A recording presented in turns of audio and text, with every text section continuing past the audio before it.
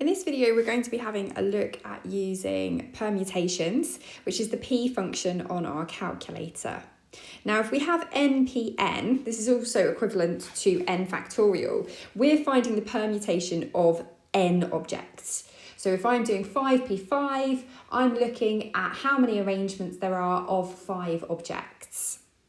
Now, nPr is the permutation of r objects out of n.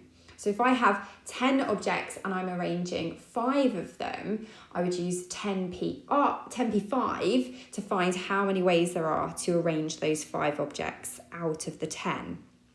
So let's have a look at a question to see how this works. So I've been given the 7 letters A to G, and I'm arranging 5 of them in a random order. Part I wants us to know how many different arrangements of 5 letters are possible. So I'm going to use my nPr function.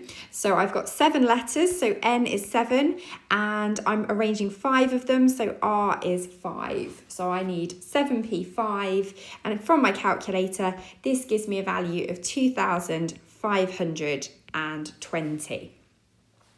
Now, part B is a little bit more complicated. I want to know how many of these arrangements end with a vowel, so either A or E.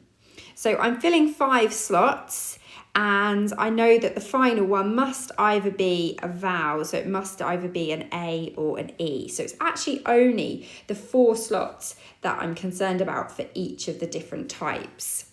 So let's have a look at the ones that end in an E. I'm actually now only choosing from 6 letters because E has already been designated as the final letter. So out of my 6 letters, I need to choose 4 of them and arrange 4 of them. So this is going to be 6p4 for my arrangements ending in an E.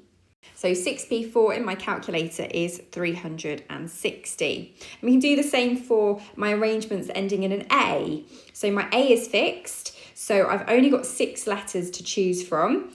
And again, I'm trying to arrange 4 of those. So I've got 6p4 again, which is 360. So to get my total number of arrangements that either end in an E or an A, I'm going to add these 2 values together, and this is going to give me 720 different arrangements that end in an A or an E.